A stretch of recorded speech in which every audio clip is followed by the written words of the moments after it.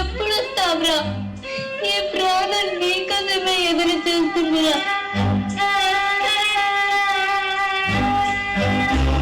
త్వరగా రారా, త్వరగా రా.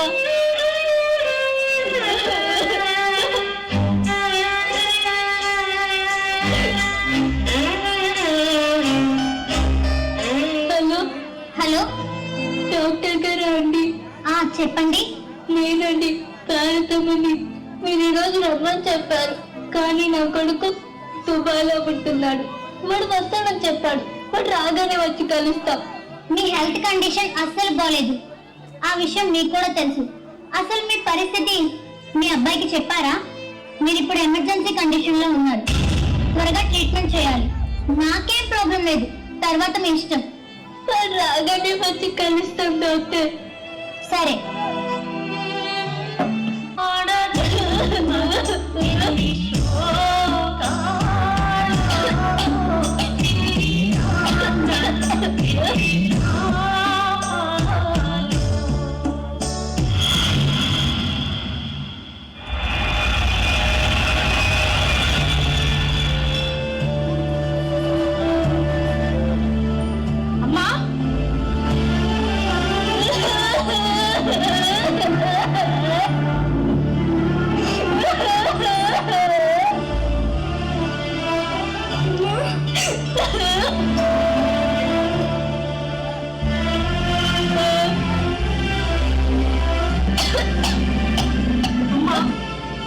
ఏంటమ్మా ఇలా అయిపోయావు?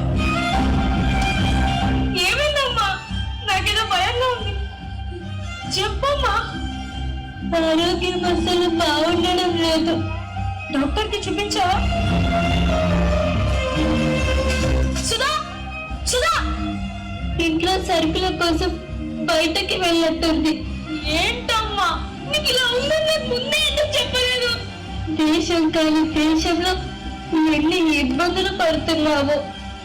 నా గురించి చెప్పి నిన్ను కంగారు పెట్టడం ఎందుకని. సరే అండి, హాస్పిటల్కి వెళ్దామా?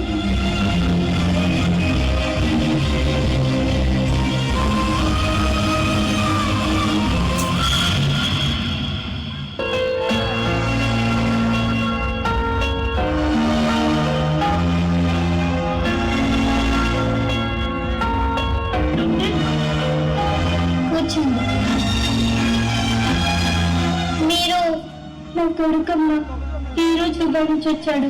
మీ అమ్మగారి కండిషన్ మీకు తెలుసా? ఉద్యోగాలు డ్యూటీలు ఇంపార్టెంటే కాదనట్లేదు, కానీ కుటుంబం కూడా ఇంపార్టెంటే కదా. మీరు వచ్చే వరకు ప్రాణం ఆగుతుందా? కొంచెం కూడా రెస్పాన్సిబిలిటీ లేకపోతే ఎలా అండి? సారీ, నిజంగా నాకు తెలియదు డాక్టర్. తెలుసుంటే నెగ్లెక్ట్ చేసేవాడిని కాదు. మా అమ్మ అంటే నాకు ప్రాణం doctor. Okay okay, cool down. మా అమ్మగారు, మీరు కాస్త బయట వెయిట్ చేయండి.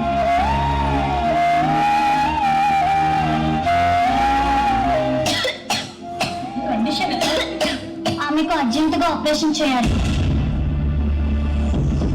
మినిమం 10 లక్షల దాకా ఖర్చు అవుతుంది. ఆమెను ఎంత త్వరగా అడ్మిట్ చేస్తే అంత మంచిది. ఓకే డాక్టర్, మనీ అరేంజ్ చేసుకుని వచ్చేస్తాను. ఆమెకు ఆల్రెడీ మందులు ఇచ్చాను, అవి కంటిన్యూ చేయండి.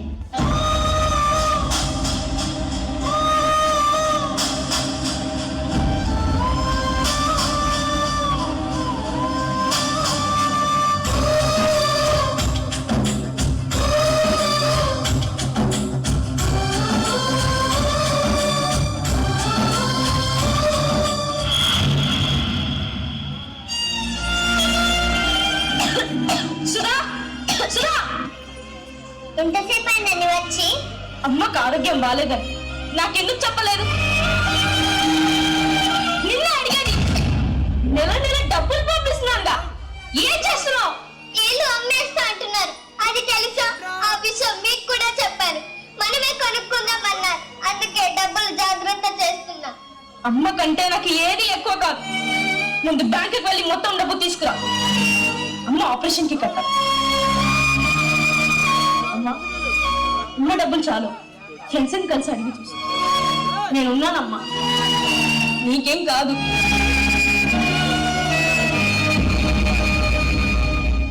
బాధపడకమ్మా, నాకు ఇలా ఆరోగ్యం బాగాలేదని తెలిసేసరికి వాడు అలా కంగారు పడుతున్నాడు అంతే.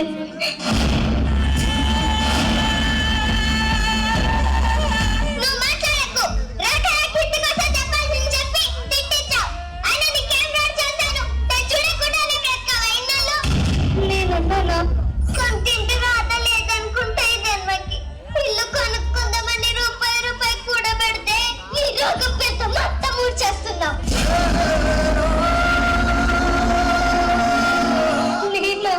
మరి కాకపోతే నా డబ్బంతా ఊడ్చిపోతే నీకు ఆపరేషన్ చేస్తే 100 ఏళ్ళు బ్రతుకుతావా? అయితే 4 ఏళ్ళు 5 ఏళ్ళు, కానీ మేము 100 ఏళ్ళు బ్రతకాలి, అది ఈ అద్దె గొంపలు. ఇప్పటికైనా అక్కడ నేను ఇక్కడ బ్రతుకుతున్నాం. ఓ పిల్ల లేదు, పీచు లేదు, జీవితం చివరికి వచ్చింది. పిల్లల భవిష్యత్తు గురించి కనీసం ఆలోచన లేదు. ఈ మాత్రం దానికి అమ్మో మా అమ్మ, అమ్మో మా అమ్మ ఆయన భయం పల్లాడటం చిచ్చే. నేనే చేయను. ఎన్ని అనాథ శరణాలు లేవు, వాటిలో ఎంతమంది లేరు. పోయేదనే చూసుకో, లేదంటే చావు. మమ్మల్ని మాత్రం చంపకు చిచ్చే.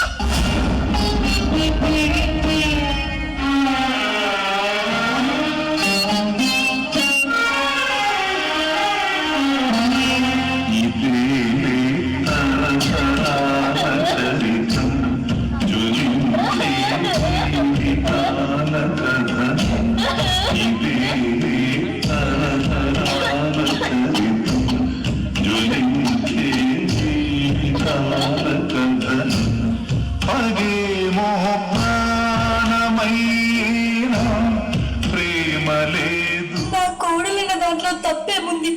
ఇప్పుడు నేను బ్రతికి మాత్రం ఎవరిని ధరించాలి? నా బిడ్డల భవిష్యత్తు నాకు ముఖ్యం. వాళ్ళ జీవితానికి ఆనందానికి నేను అడ్డం కాకూడదు. ఎవరి తలరాత ఎవరు రాస్తారు?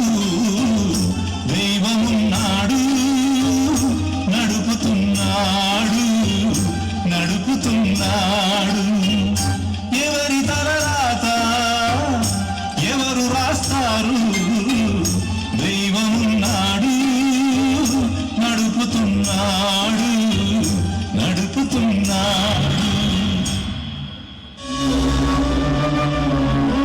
అమ్మా సుధా, సుధా, అమ్మ ఎక్కడ? ఎప్పుడు అమ్మ అమ్మ అమ్మ హేమంతం కాదా?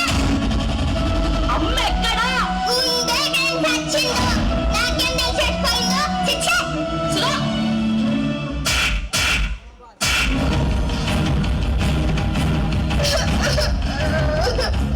నాకు చెప్పకుండా మా అమ్మ ఎక్కడికి వెళ్ళదు. నువ్వే అదా ఉంటావు.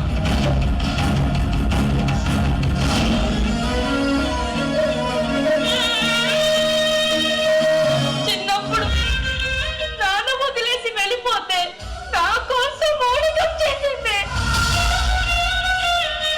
నా కడుపు నింపడానికి రాలెత్తిన కూలి అయింది.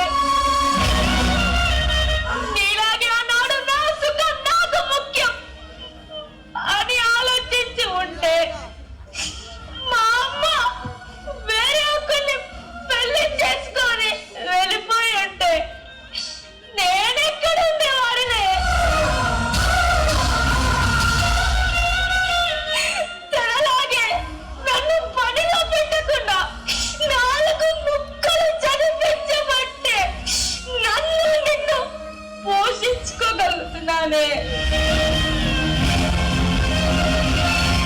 నా కోసం తన జీవితాన్ని త్యాగం చేసింది మా అమ్మ. అలాంటి మా అమ్మని గెంటేశావు. నువ్వు ఒక అమ్మవై ఉంటే నీకు తెలిసేదే ఒక్క అమ్మ విలువ.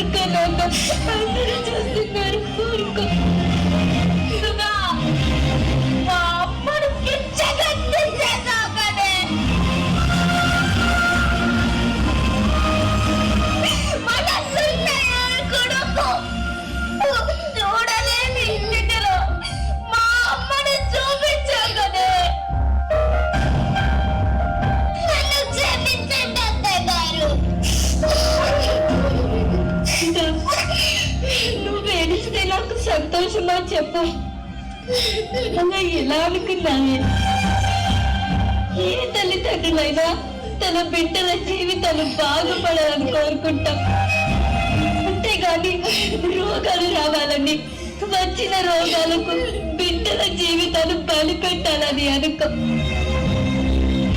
మీరు పోతే మా జీవితం బాగుపడుతుంది అనుకున్నారు కానీ ఇలా సంతోషంగా ఉన్న జీవితాన్ని నాశనం చేసుకుంటున్నానని తెలుసుకోలేకపోయాను. తప్పు చేశాను, నన్ను క్షమించండి అత్తయ్య గారు.